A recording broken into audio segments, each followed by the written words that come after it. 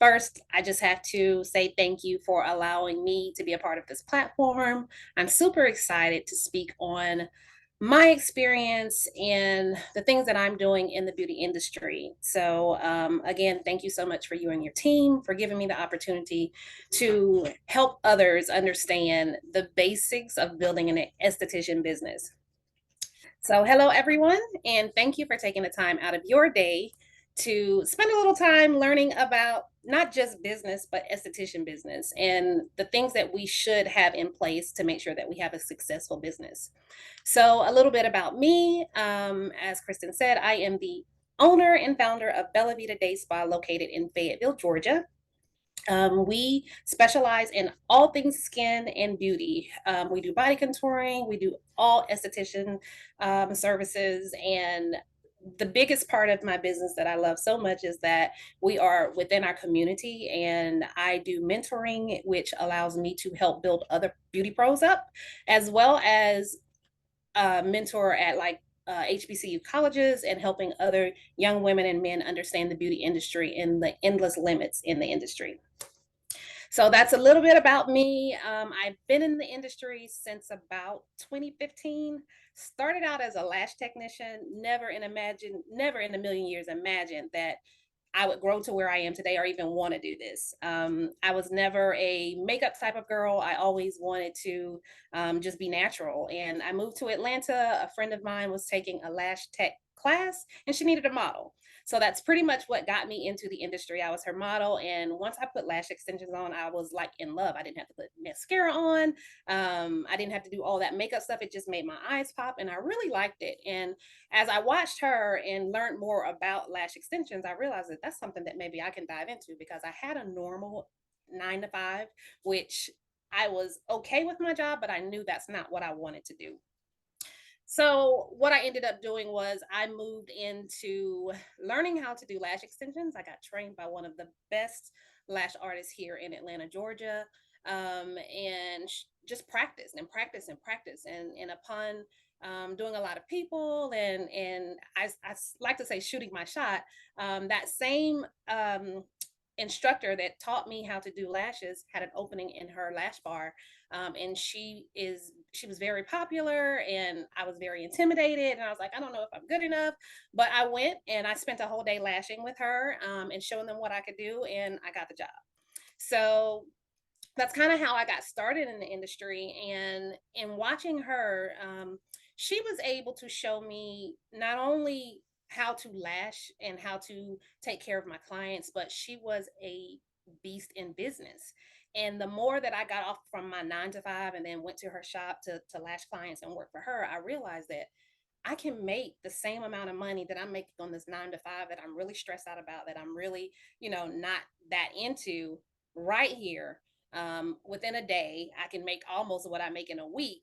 It was a no brainer. So I honed in on redefining my skills, making sure that, I was good at what I did. And then I stepped up and I was just like, hey, show me how to train people. Like, let me do some of your training classes. Let me sit in. And so, needless to say, after training over 300 ladies and some gentlemen on how to do lashes and the basics of, the key to the lash industry and beauty industry, I noticed that in the trainings, we were missing a key fact. So, I noticed that people would go and they would go get a EIN number and they would register with the Secretary of State. And I was like, oh, I have this beauty business. But then when you looked at them, they had no idea how to run this business. So they hopped from either shop to shop or suite to suite, or they just would be on social media all over the place. And I was just thinking, like, this is not how we do it. This is not how you get to the 30K months. And, you know, some people are making, 100K a month in this industry, and it is possible, but you have to have a business that runs, and it has to run successfully. So you have to have your business set up in a way that if you're going to just do services, that you can do services and the back end is taken care of for you. So that's what we're going to discuss today. I offer several classes, and my passion now has become going into beauty pros businesses, whether you have a salon suite, whether you actually own a business. most of the time you're either just getting started or you've been in the industry for a year or two and you just you don't understand the basics of the business, the back end, what it needs to make that business run. So that's what we're going to discuss today. So I am going to share my screen so that you guys can get some real information here.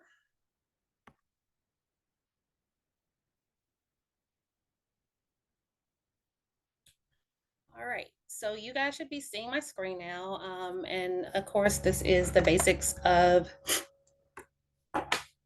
building an esthetician business. And you have to bear with me because I'm taking my time with this slideshow. I'm working on somebody else's computer right now.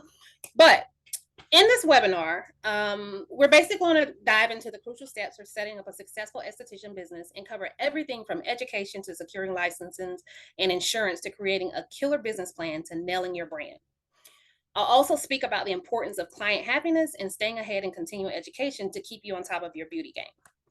So most of you guys know, we'll bypass this. This is just your copyright information.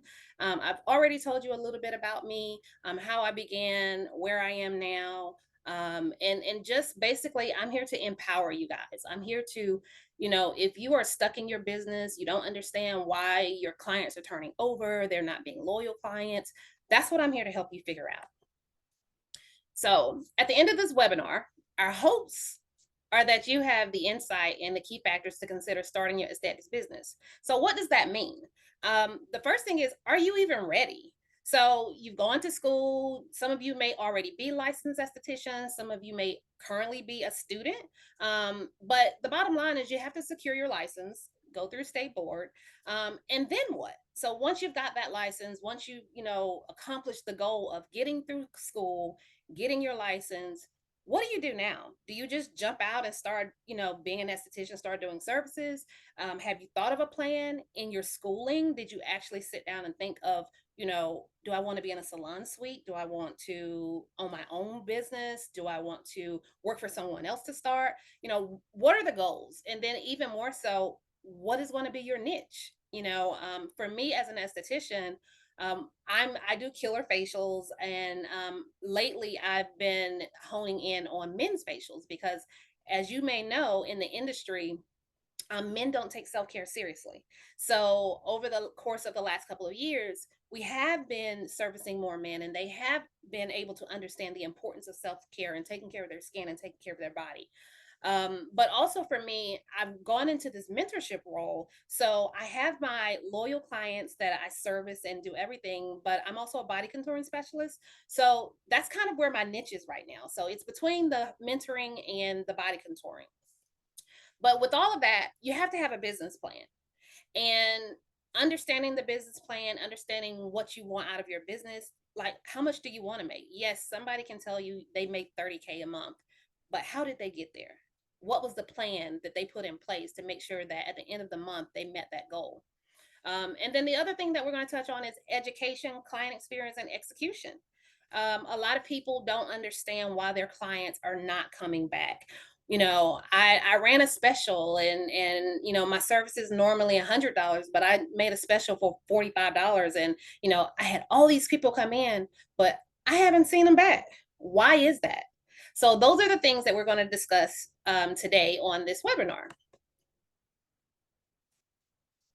So when I thought about how I wanted to approach this, I thought, well, what are the key things that we would need to focus on to make sure that your business is set up properly and that you, as a professional and an entrepreneur, were able to maintain that business? And at the end of the day, we all want to secure the bag. We all want to make sure that we get the dollar amount and the value of who we are and what our services are worth. So I started out and I thought about it and I said, well, the first thing is everybody knows you have to have education, your licenses. And the main thing here in this portion, what I want to focus on is the insurance.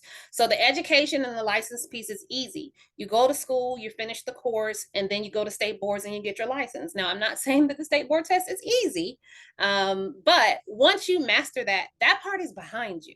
So you have the foundation of what an esthetician does. You know about different services, the do's and don'ts, so to speak, according to state board. One of the things that I noticed in going through, even in taking some advanced courses, were a lot of people didn't have insurance.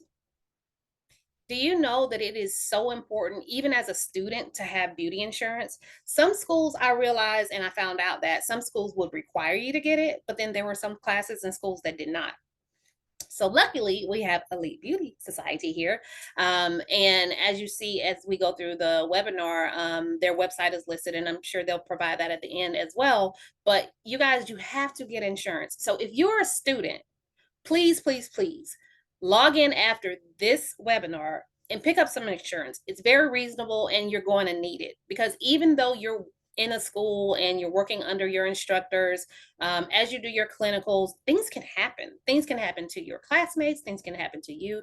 So you want to make sure that you're insured. And then coming out of the student sector, coming into being a beauty professional, you need insurance. You have to have a liability insurance. So it's very important that you have those things taken care of, not as you start your business, but in the form of, I've completed what I need to do. I'm in school. I have student insurance. And then once I come out of that student role, I have insurance to cover me as a esthetician. I have insurance to cover my business. So those are very important facts that we want to make sure that we have. And then the next thing we want to move to is your business plan.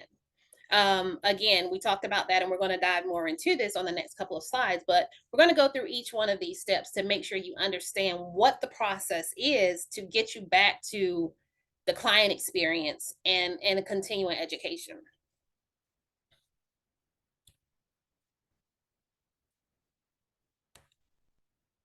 All right. So first things first, you've either graduated or you're an existing esthetician and you've gotten your education, you've gotten your license, you've gotten your insurance.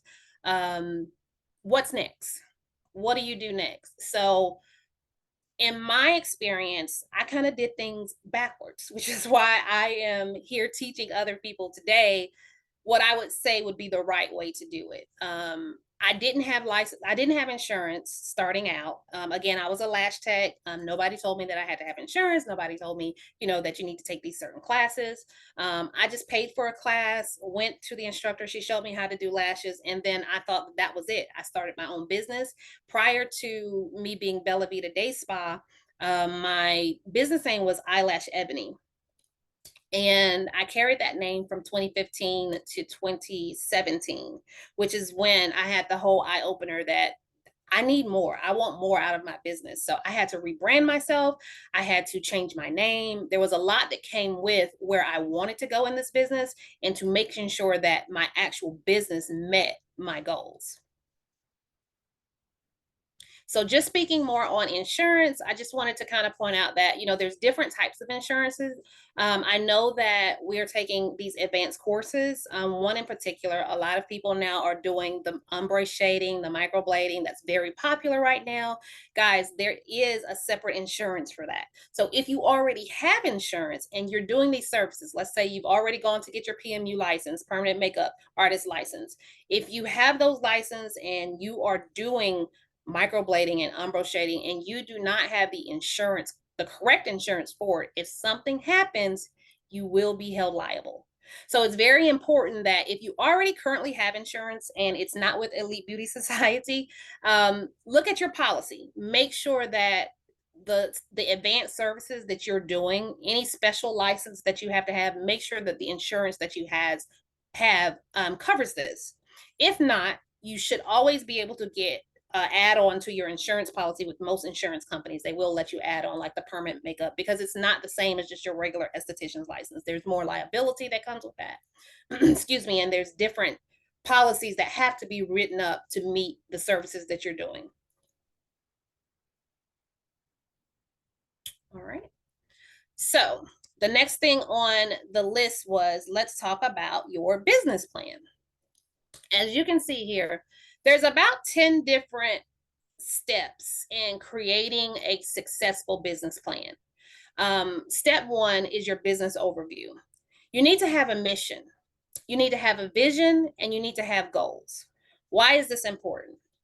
Your mission is going to go with you wherever you are. I always say my mission is to educate, inspire, and to give back.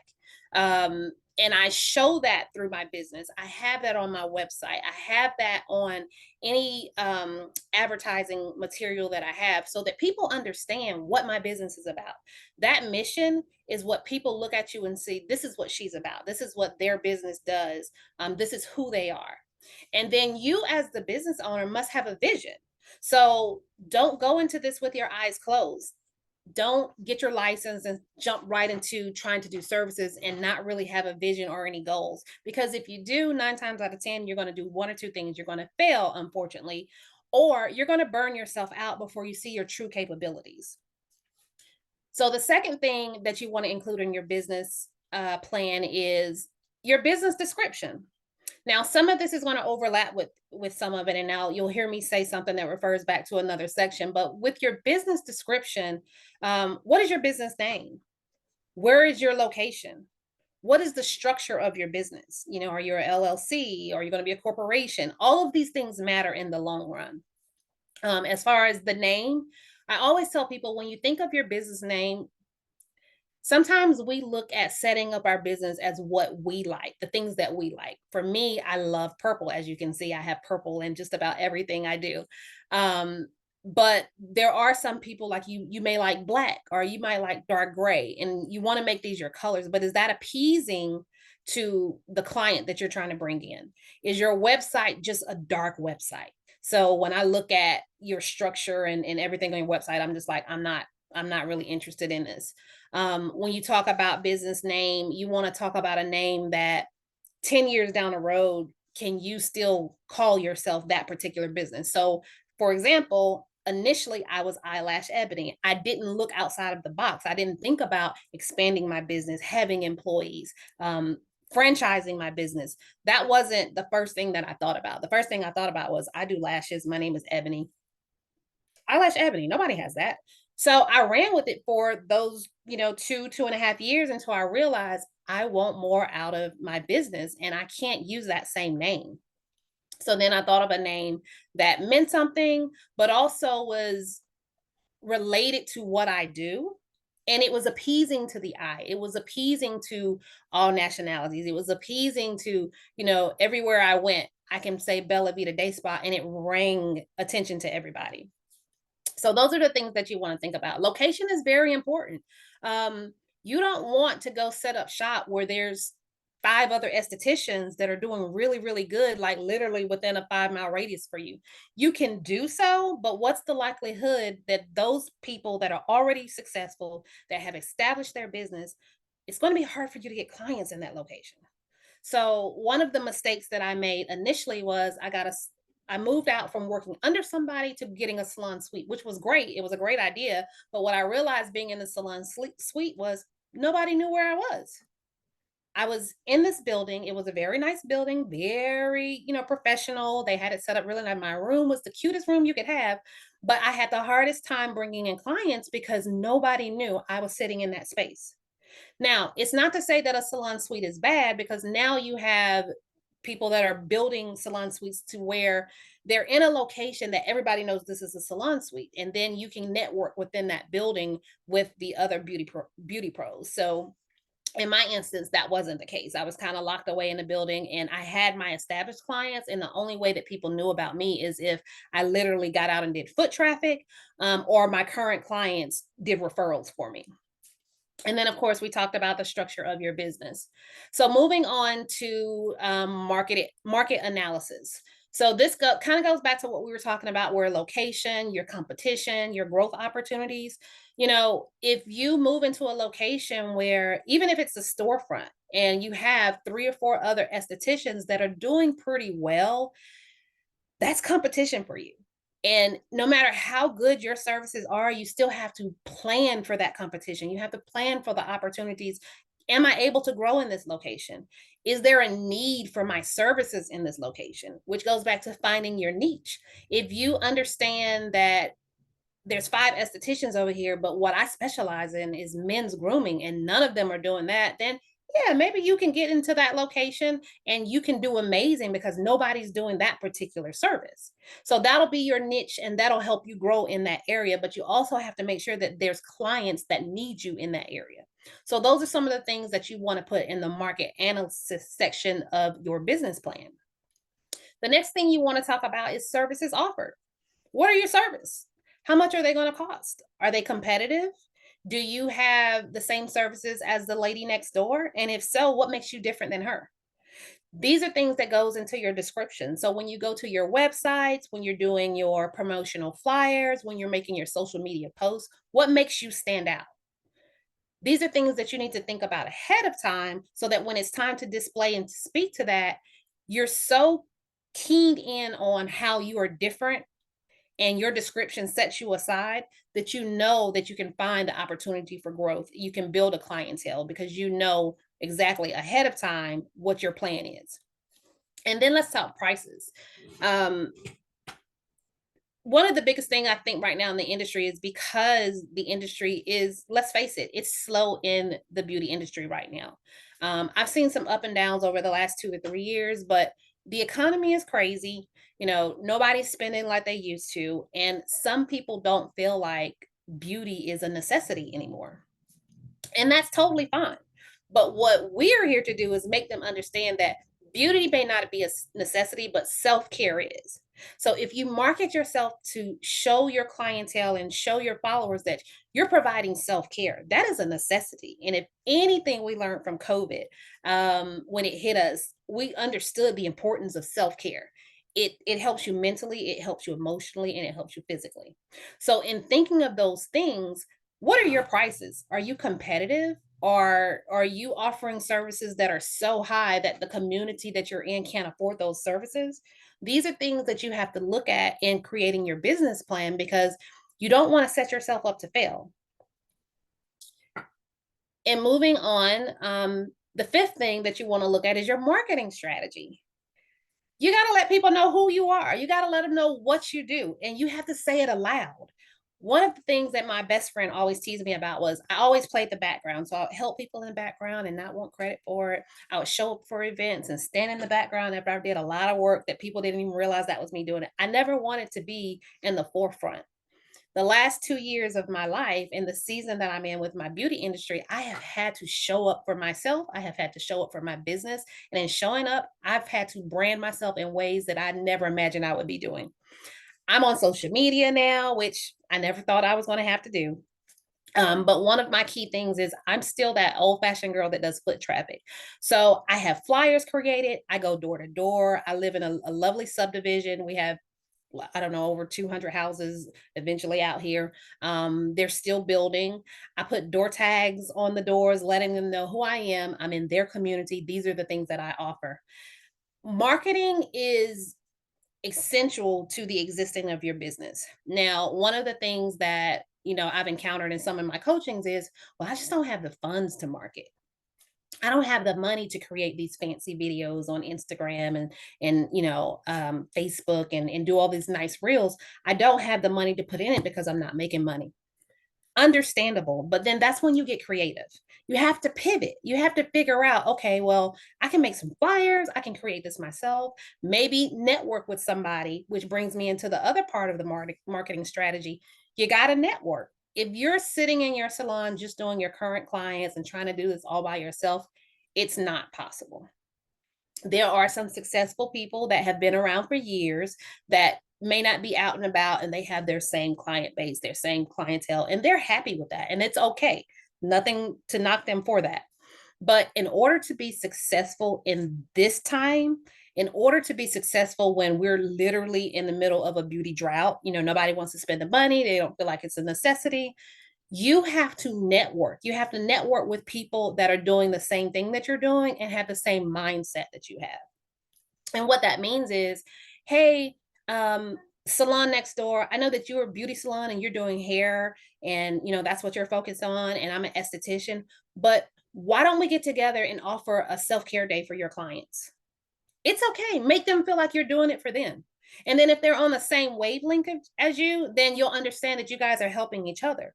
So not only are you going to this person and creating a collaboration with them, but then they're able to feel comfortable in providing you their client information or referring their clients to you after you do whatever you collaborated with. So, branding, advertising, networking, those are key factors in building your business. You have to be able to network with other people. And y'all, don't be scared to give away something for free.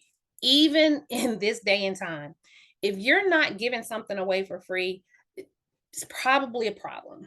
And I say that because let's go back to your mission and your vision and your goals. The point of being in the beauty industry is because we want to help people feel good about themselves. If I see you giving away free services, I may not have the money today to pay you for those services, but when it's time and when my finances have changed and I realize, oh, she gave away a free service and she did it so well as if that person had paid for her, then I'm going to go knock on her door. I'm going to go to her website. I'm going to pull up at her salon and say, hey, I'd like to book you for this service. So don't be afraid to give away anything for free. Find vending events, anything that you can do to network, even if you don't have the funds, just show up. Show up with your business cards. Show up with, now you can do digital business cards, guys. It's not as expensive as we think it is, but a little bit will go a long way when it comes to branding your business. The next thing I'd say we would need is understanding and having operations plan. So what that looks like is, staff, equipment needs, certifications. If you are doing ombre and microblading, those things come along with having to get your permanent makeup license. If you are your own salon and not working for someone else, then you also have to go through your, here in Georgia, it's like your Department of Health. We have to also have a license for our actual shop to be able to do those services. So you want to make sure in doing your business plans that you are already thinking of the things that you have to do and you have a plan to make sure that you check all those boxes off so that when state board comes knocking on your door, you have no issues. Thinking about staff, are you going to be a solo esthetician, or are you looking to have employees? I'll tell you, I've done both. Last year I did the employee way, and although it was challenging, it wasn't challenging because of the employees themselves, because I love my team. I have a wonderful team. The challenge for me came is because I didn't prepare all the way for the extra financial projections that I needed, which leads me into number 7, revenue, expenses, pricing, and strategy. I did not plan all the way out for what it cost me to have an employee. So as an employee, when you did your services and you signed out or clocked out for that day or that week, when it was time to cut the check, I had to pay workers' comp insurance. I had to pay to process your check, depending on if we're doing same day. There's a lot of things that came along with having employees. I had to make sure that their licenses were always up to date, that they've had first aid, that they had their sanitation, that they had, all the different accreditations that we have to have, that their continuing educations were up to date. A lot came in with that. And there was a lot of expenses that came with having an employee. So you want to make sure that you pre-plan for that. So if you are setting your business up to be a bigger scale business with employees, then you have to understand revenue. You have to understand the expenses that come along with it. You have to understand what a pricing strategy is. And, how much equipment will you need? How many rooms are you going to be setting up? If you're a solo esthetician, knowing what your niche is, what devices, what equipment do I need to make sure that I'm able to give my client quality service? Now, you don't want to go get any cheap equipment, but you also, I would say, just coming out the gate, you don't want to get the most expensive thing because we change our mind, clients change, things change. And so you want to make sure that you're properly planning for that, because if not, you'll spend all of this money up front and then you have all this equipment. You'll have, all these things sitting around and you're not even using them. So these are things that you want to take into consideration. That kind of goes into the funding piece. How are you going to get the money? Do you have money saved? Are you pulling from your 401k to fund your new business? Are you still working a full-time job using that to fund your lifetime job, is what I call it? That's what I did. I had to work my full-time job and fund my lifetime job. my lifetime career, because I didn't have a lot of access to a lot of different funding in the beginning. I did have investors. Do you need to get loans? How is your credit? These are some of the things that you have to consider. It's not you might or you must, you have to consider where my credit score is. Am I able to start establishing business credit? These are things that I teach heavily in my mentorship program, because if you have bad personal credit, it does not mean that you'll have bad business credit. And it does not mean that you can't start your business. There's ways around it, but fix your personal credit. Then you won't have to get loans. Then you may not have to get investors, and you'll have the capital you need, but you just have to plan for it. And then we'll go into 9 and 10. They're kind of hand in hand. We have risk management and some supplements. So risk management is basically, potential risks and challenges. What can happen. You have in a business and in creating your business plan, you have to plan ahead for what may happen. We all know we never expected COVID to happen. We shut down, the whole world shut down. Nobody had planned for that. So when it hit us hard. And we're one of the industries where, what do we do? I can't go into the shop. I can't service my client. My client doesn't feel safe coming around. They're not getting money because they're not going. How do we maneuver during these times? So one of the things that we go into is talking about pivoting. You know, does your business have extra streams of income? Are you planning to have products so that even if you can't physically service the client, you can give them products? And then guess what? You can do online courses similar to what we're doing now. Teach them how to do what you're doing so that they can do it at home. They may not have all the equipment that you use, but we all know that mostly anybody can do a basic facial at home. And if they have the right products, then once they get back to you, you can continue to treat them. When it comes to supplements, supporting docs, resumes of team members, industry research, these are all things that you just want to, it goes back to your competition, your growth opportunities, and your trends. Understand who you have working for you, understand who you're working with.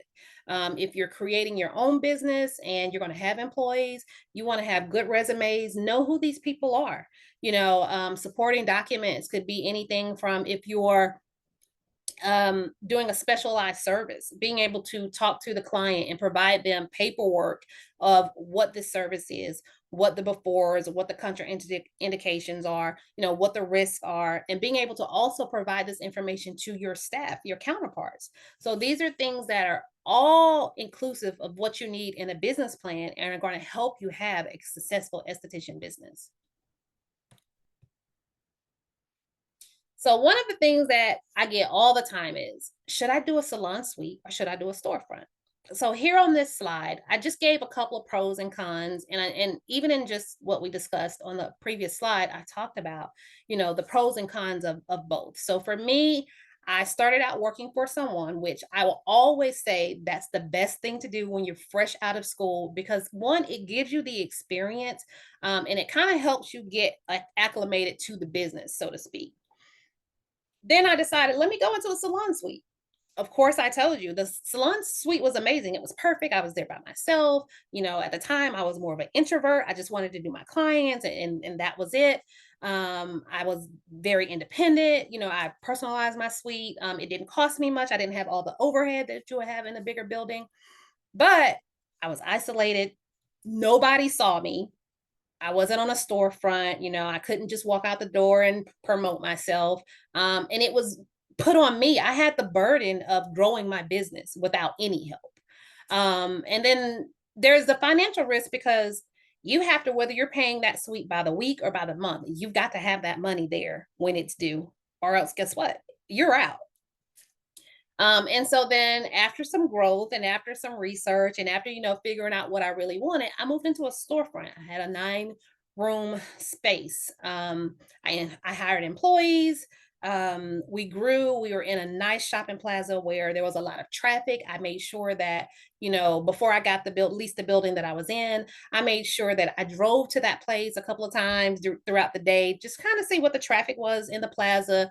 I talked to my neighbors, letting them know that we were coming. I put flyers in their place of business and heavily promoted myself. Now, it was great because my business grew during that period. I had a lot of community engagement. There was tons of networking opportunities. And of course, my visibility was there. The downside of it was I had more overhead costs. I was paying insurance for not just myself, but for the building, for the employees that worked for me. There was visible competition. I needed to be there more than I anticipated being there. So with my salon suite, if I wanted to check out at 5 o'clock in the afternoon, cool. I scheduled myself only into 4:30. When you're running a storefront, you may have to be there in the beginning from the time you open to after you close. You may have to go on Sundays. You may have to show up on your off days. You always have to be available because one, you have employees there, and then two, you are the head honcho, which is what we all want to be. But there's so many risks that happen or that can potentially happen. And then also there was the location dependence risk. So, again, it goes back to how many people in that plaza were doing esthetician services. If there was nobody, was there actually a really need in that community for my services? And so those are things that you want to consider when getting into a storefront. Either or, I mean, at some point in stage, I feel like in the business, everybody goes through that, working for somebody, getting a salon suite, and then if your goal is to grow bigger, then to getting a storefront. We talked a little about networking, marketing, and branding. I really won't hone too much into that for the sake of time. I really hit it on the prior slides or whatever, but it's just very important that you network, market, and brand.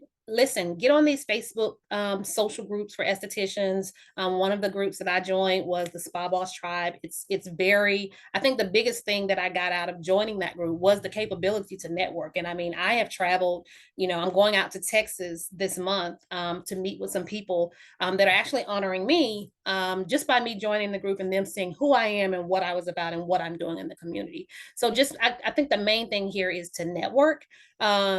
With this webinar, you will get a couple of freebies here. So Book for Times has a 26 marketing tips and strategy for your spa.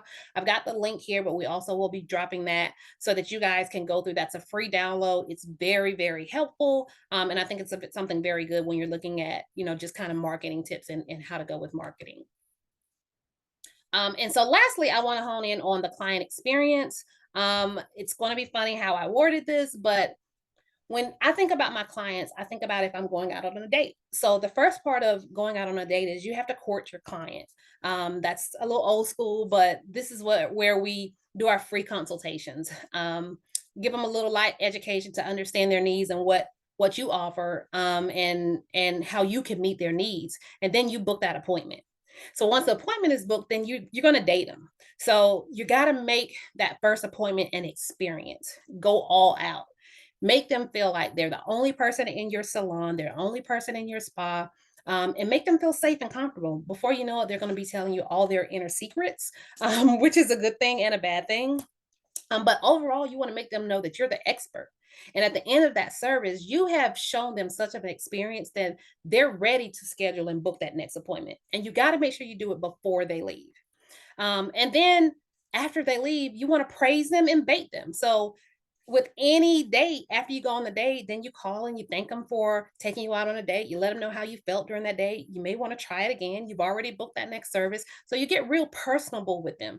Make them understand that they did you a favor. They came and let you service them, and they could have went anywhere else, but they came to you. And last but not least, you're going to nurture them. This is when you wow your clients. Make sure you're sending follow-up appointments, reminders, and text messages. Send them emails with VIP codes, even if it's their first time. Make them feel so special and so appreciated that they understand that their service of self-care is now a necessity. I've got to go back to experience that. She was amazing. I've got to go back. And then also you can just host some client appreciation events throughout the month. You don't have to do anything every month, but enough so that they understand that they're appreciated. So then we look at continuing education opportunities. So here on this slide, I've just put up a couple of opportunities. One of my favorite favorite trade shows is the Premier Orlando Experience. That's this June, June 1st through 3rd. Some of you may already have your tickets. If so, I hope to see you there. But another amazing opportunity. One, you're going to get continuing education. Two, you're going to see all of the latest, greatest, and new things that are out in the industry. But three, you can network with other people and figure out how to do better. I always take that as an opportunity to get in these rooms and figure out what they're doing. They can see what you're doing, and okay, well, what you're doing may not be working, but it sounds like she's having some success. Let me try that when I go back home. So just listed a couple of upcoming events here that you guys may want to check out and look into.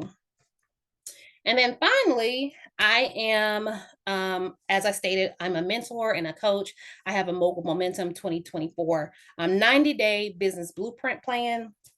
Basically, it tells you here what you'll learn. We do business setup and registration, help you with that business plan. We go over your back office systems and booking site optimizations, marketing and branding. Whether you're in a storefront or a salon suite, we kind of help you figure out what's best for you. And then we look at business credit and building. And then your training includes, a weekly one-on-one Zoom. We do headshot photo sessions here in Atlanta, Georgia, but we also travel with those depending on the packages. Business insurance, continuing education, industry networking and vending opportunities, and then you get your completion certification. When it comes to the business insurance, we do refer you with Elite Mortgage. If you get this package and you don't already have insurance, we're covering you in the package for that. So we make sure we get that set up. Normally, this package is $2,000. It's a $3,500 value investment.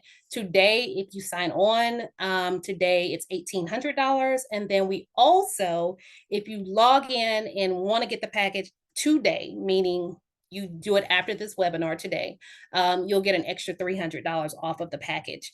The code to use is Elite Beauty. I can give you more information about the package if you have any questions. And then also, I'll have all of my contact information here. So I have spoke for a very, very long time, what it feels like. I hope you guys enjoyed the presentation. And now I just need to see what questions we may have.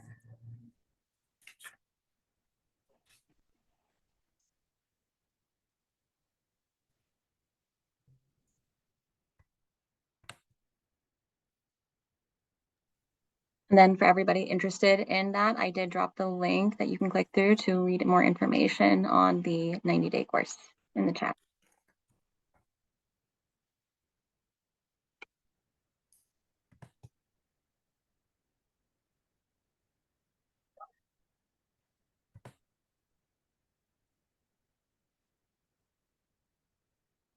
Oh, Ebony, we have our first one in from Casey Smith. She asked, what type of insurance specifically do you recommend starting out with? Okay, depending on whether you're a student or a current licensed esthetician, if you have not already got your esthetician license and you're a student, if you log onto Elite Beauty site, I think Kristen, correct me if I'm wrong, is it still 25 for the students? It's 49. 49? Yep. Okay. So for esthetician, it's 49. Now, what I will tell you is if you are a student and you're doing advanced courses, depending on what your schooling offers, if you're going to look into permanent makeup, if you're going to look into certain type of laser technologies, then you want to just look at all of the packages to see, because it's easier to go ahead and get what you need now as a student. And then when you renew into your, when you get your license, you'll just renew for the package for actual esthetician. So definitely start off with the student package if you have not been licensed. If you have been, if you are licensed and you do need insurance still, the same package is just for licensed individuals. And for everybody looking for that specifically, I did drop in the beauty student link in there, and I'll drop in the general one as well.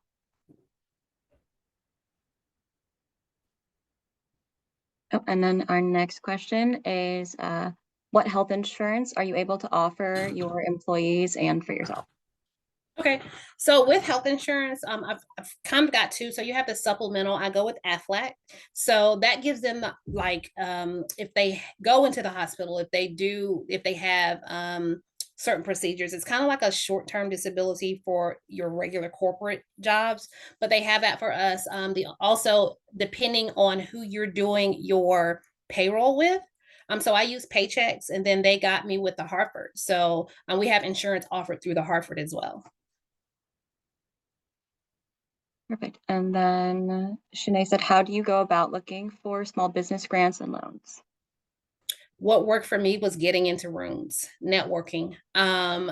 What I can do for you, Shanae, is there are a couple of groups that I'm in. I should have your information, or you can drop your information in, even an email address, and I can tag you in some of the rooms that we're currently in where they help you with getting small business grants and loans. Um, Also, if you have, think about your credit cards, guys, think about your banks. A lot of banks will give you a small business loan. I am with Chase Bank. They give small business loans. Regions Banks, Bank of America. Those are some of the top banks that will actually give you a small business loan. And it does not, well, I'm not going to say it matters about your credit, but they work with people who don't have the best of credit, all the way up to, if you have perfect credit, but they do have really good loans. I think throughout the industry, Chase Bank has been the best to get your business checkings account, business savings. They offer 401k now. There's a lot that they offer. You can tap and pay from your services. So they're offering a lot now because things are moving more to virtual. And I think that's one of the best banks that I've worked with right now that's keeping up with the times and making it so easy to manage your money. Amazing. And she added just beneath that she just opened her business checking account about 2 weeks ago. Yeah, that's amazing, guys. Make sure, even if you're a student and you know what you want to do, two things with open a business account.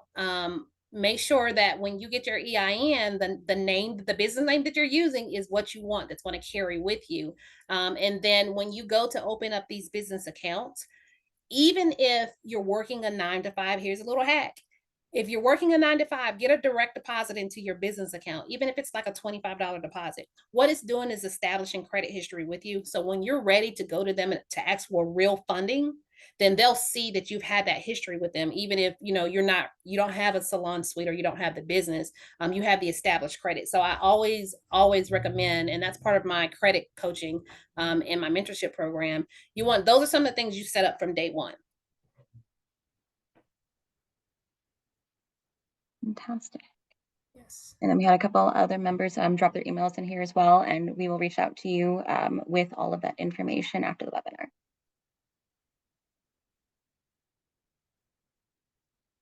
Do we have any other questions in the chat for Ebony? Oh, we just got another one. Do you need an LLC before opening a business account with Chase? So the LLC is just the structure of your business. What they're going to ask you for is your EIN number, which in creating your business name, you have to decide which structure you want. I suggest and recommend an LLC, but I say that based on the general thing to do when it comes to the business. Depending on how you're setting up your business and what you're going to run, you may need to change that. But yes, you will need your business structure set up before you open your business account, because they're going to ask for that EIN number.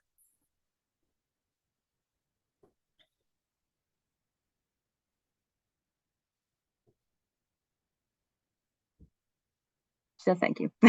You're welcome. Anyone else have any other questions for Ebony?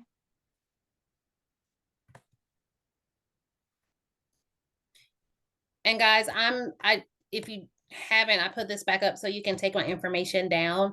I'm more than happy to answer all of these questions for you guys. If you think of something after the fact, just either reach out to Elite Beauty Society, or you have my contact information. I am a book of knowledge. I've literally made mistakes, corrected them, and even last year alone, I say this not to boast, but to show you how serious I am about my business. I spent 10K, give or take a little more, not just in equipment. I mean, that was some of it, but a lot of it was just investing in me, investing in business, investing in my skill set, learning, tax information, learning, business setup, learning credit. I did all of this so that when I mentor my students, that I know that I'm giving them the correct information, and I've had success in doing it. So I can tell you that I've been successful in the methods that I've used, and then I have trained other people to be successful in it as well. Perfect. And we have one more question from Wanda. She says that she has her LLC for Ohio, but was wondering if she wants for North Carolina specifically. Are you if you're residing in Ohio, then the first thing you want to do is make sure that before even your LLC, if you're going to be between the states, you want to make sure that the check with your state board to make sure the I can't say this right, reciprocity of the license. So basically, you need to make sure that North Carolina is going to honor your Ohio license unless you're going to completely move to North Carolina and transfer your license there by taking the proper testing to do so. So you don't have to get another LLC. You'll have to register your business in North Carolina, but you won't have to get another LLC. Oh, and she just followed up with that she is in North Carolina. Okay, then perfect. Then, so if you are now licensed in North Carolina as an esthetician, then you want to make sure that you register your business in North Carolina as well. Fantastic. And then one last call for questions, just so we don't go too far over time. All right. Okay, we'll call it there. If anyone does have any additional ones after that, again, please take out any of Ebony's contact information on the screen, and then you can also reach out to us via the form. I'm just going to drop it here real quick. What you can also do is reach out to us on Instagram, Facebook, any of your favorite major social platforms. And you will also be getting a webinar follow-up email with the recording of this specific webinar if you need to review anything, want to take any extra tips or anything of the sort. So I think that was just about everything from me. Ebony, did you have anything left that you wanted to shout out to everybody? No, thank you again for your time today, guys. And just remember, I know it is really, I'm not going to say it's hard. It's a frustrating time in the industry right now. Just keep pushing. Don't give up. This is the time that makes or breaks businesses. So, if you're thinking the clients are not there, then connect with somebody to figure out I'm not going to say what you're doing wrong, what more you can do to build your business so that you are branded enough to keep the client flow coming. Amazing. Fantastic. Well, massive thank you again to our fantastic guest host, esthetician extraordinaire, Ebony Overstreet herself. And thank you everybody for joining our very first webinar ever in this series. We sincerely appreciate the support and hope to be providing you with many more of these to come. So don't forget to sign up for our newsletter or follow us on any of your favorite socials just to stay up to date on when the next ones will be announced. Amazing. Thank you so much, everybody, and Bye, have a guys. fantastic rest of your Thursday.